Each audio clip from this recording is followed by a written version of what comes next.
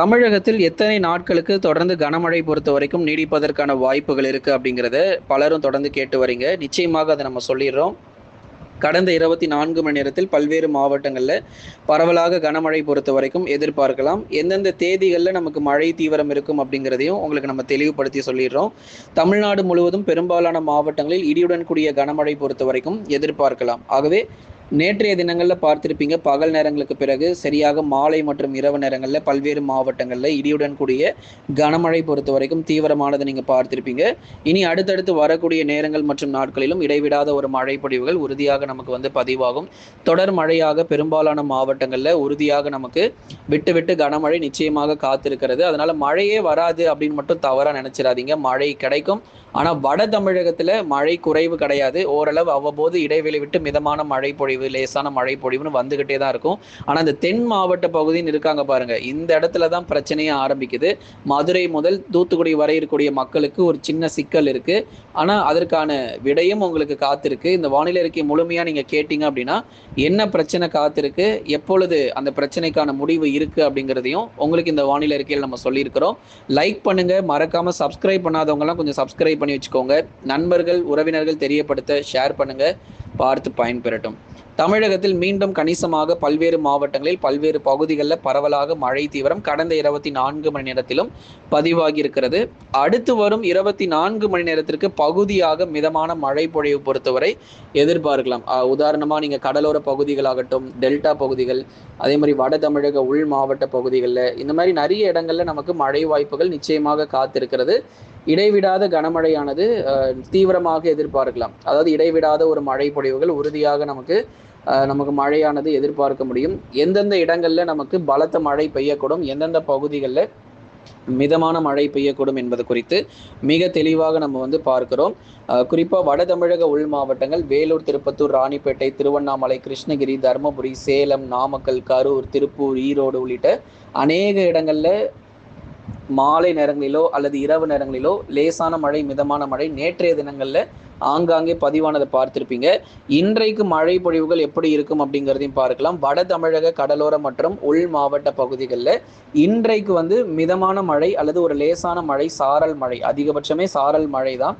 தொடர்ந்து இப்போ அடுத்து வரக்கூடிய 9, 10, 11, 12 போன்ற தேதிகளில் மழை வாய்ப்புகள் தமிழகத்தில் கொஞ்சம் குறைவாகவே இருக்கு. அதான் நம்ம ஏற்கனவே நம்ம அறிவிப்புகளை கொடுத்த மாதிரி ஆகஸ்ட் 7, 8 இந்த 2 தேதிகள், நேற்று இன்றும் அவ்வளவுதாங்க மழை வாய்ப்புகள். நாளை முதல் இயல்பு நிலை பெரும்பாலான பகுதிகளில் திரும்பிடும். வெயில் கொஞ்சம் அதிகமாக வரப்போகுது. அதுதான் மிகப்பெரிய ஒரு பிரச்சனை காத்திருக்கிறது. கடலோர மாவட்டமாக இருந்தாலும் சரி, உள் மாவட்டங்களாக இருந்தாலும் சரி, மீண்டும் பகல் நேர வெப்பநிலை பொறுத்த வரைக்கும் கணிசமாக சற்று அதிகமாக இருக்கிற மாதிரி தெரியும். பகலில் வெயிலும் மாலை அல்லது இரவில் பகுதியாக ஏதேனும் சில இடங்கள், அதாவது ஒரு 30% பகுதிகள், 30% பகுதிகளில் மட்டுமே மழை பொழிவாக ஒட்டுமொத்த தமிழகத்திலும் எதிர்பார்க்கிறோம். சென்னை, திருவள்ளூர், காஞ்சிபுரம், செங்கல்பட்டு, விழுப்புரம், கடலூர், புதுச்சேரி மற்றும் காரைக்கால், கள்ளக்குறிச்சியில் பகலில் வெயிலும் மாலையில் பொதுவாக வானம் ஓரளவு மேகமூட்டமும். நிறைய இடங்கள்ல பார்த்தீங்கன்னா மழை வர மாதிரி தெரியும். ஆனால் இன்றைக்கு பொறுத்த வரைக்கும் அதிக அளவு மழை தீவிரம் இருக்காது. பகுதியாக மட்டும் மழை ஒதுக்கி பதிவாகிட்டு போய்கொண்டிருக்கும். இன்றைக்குன்னு மட்டும் இல்லை, அடுத்து வரும் நாட்களும் இதே நிலைமை தான்.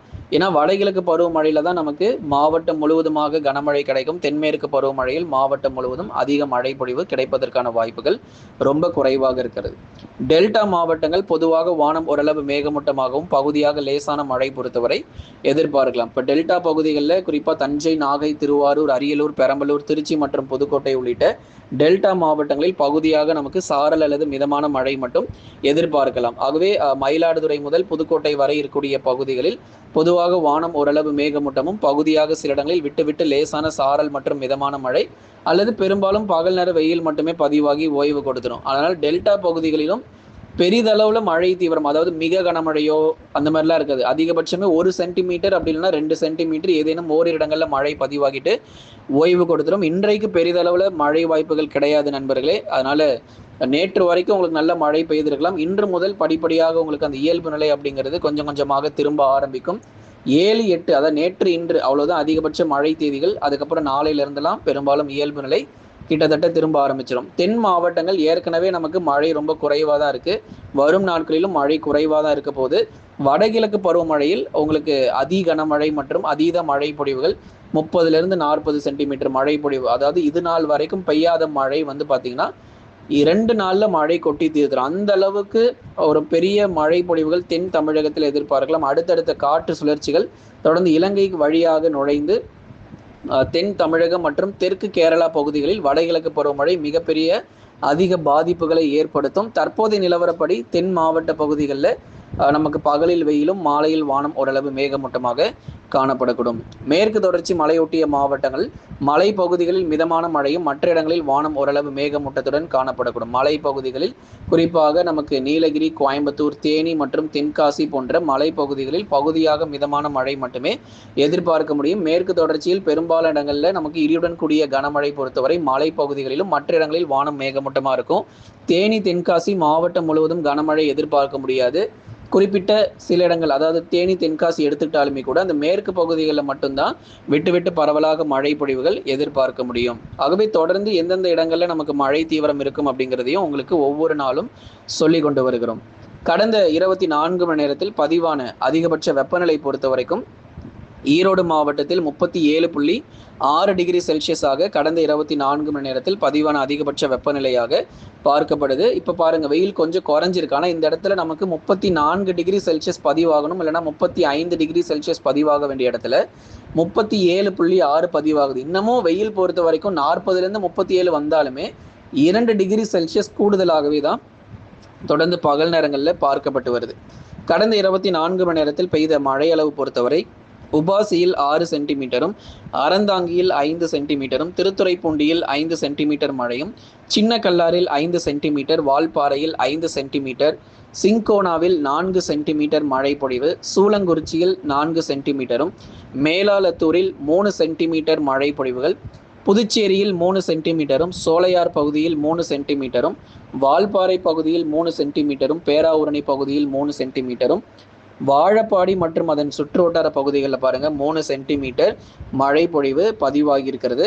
அடுத்ததா ரிஷிவந்தியம், இந்த கள்ளக்குறிச்சி மாவட்டங்கள்லாம் கூட மழை வருமானு கேட்டிருந்தீங்க. மழை பதிவாயிருக்கு. ரிஷிவந்தியத்தில் 2 சென்டிமீட்டர், குடியாத்தம் 2 சென்டிமீட்டர், வேலூர் மாவட்டத்தில் புதுக்கோட்டை 2 சென்டிமீட்டர், காவேரிப்பாக்கம் 2 சென்டிமீட்டர், கடலூரில் 2 சென்டிமீட்டர், ஏத்தாப்பூர் சேலம் மாவட்டம் 2 சென்டிமீட்டர், நெய்யூரில் 2 சென்டிமீட்டர், நாலுமுக்கு 2 சென்டிமீட்டர், ஆம்பூர் திருப்பத்தூர் மாவட்டத்தில் 1 சென்டிமீட்டர்லேருந்து 2 சென்டிமீட்டர் மழை வரைக்குமே பதிவாயிருக்கு. மழை கொஞ்சம் ஆரம்பிச்சிருக்கு. பெய்யாத பகுதிகளுக்கும் மழை பொழிவுகள் கணிசமாக பெய்ய ஆரம்பிச்சிருக்கு. இனி வரும் நாட்களிலும் தொடர்ந்து மழை பொழிவு இருக்கும்.